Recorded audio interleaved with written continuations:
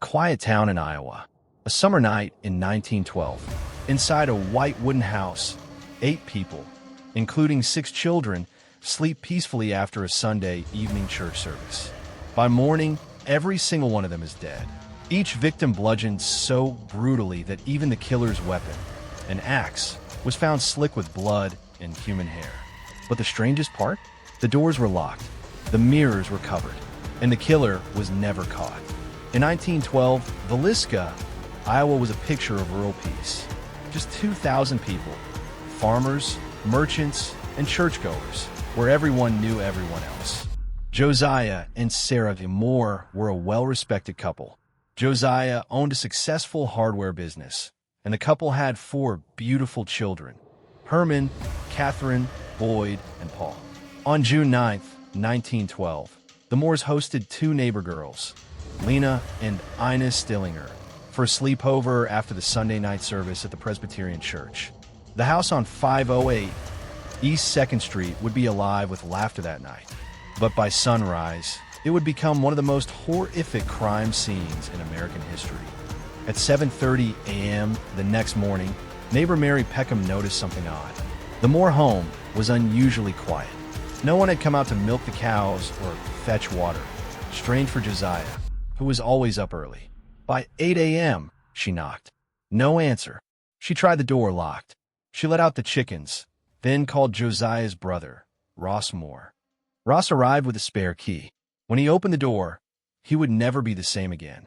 Inside the guest room, he found Ina and Lena Stillinger, both bludgeoned to death in their beds.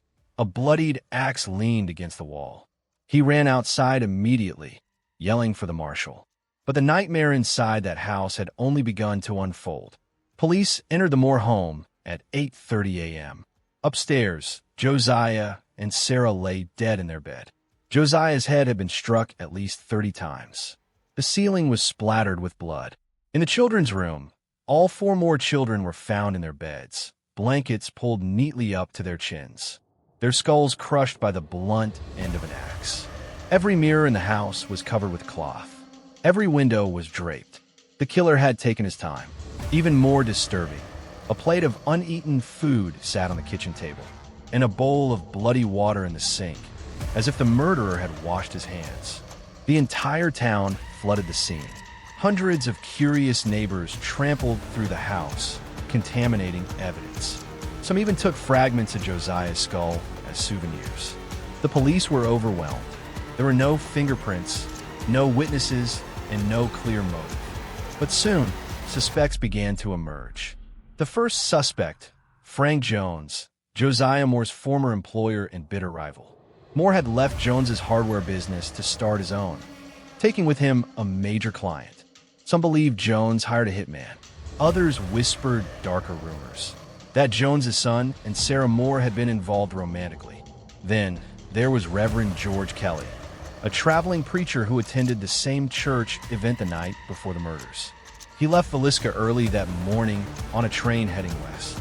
Kelly later wrote bizarre letters to investigators describing the crime in disturbing detail.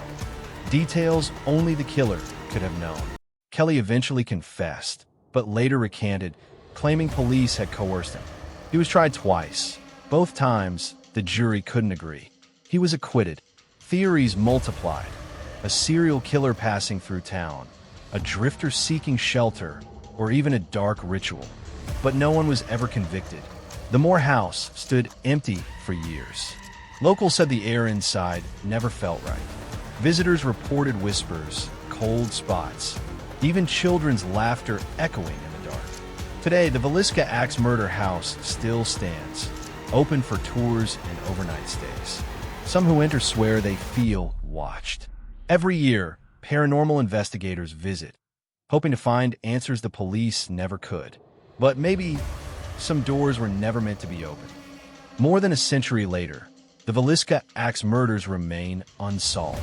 8 lives were taken, without warning, without mercy, in a town that never forgot. No motive, no confession, just silence and the echo of an axe striking in the dark. And if you ever find yourself walking past the old Moore house late at night, don't stop, because some stories don't end, they just wait. If you found our story interesting, like, comment, share, and subscribe to our channel for more.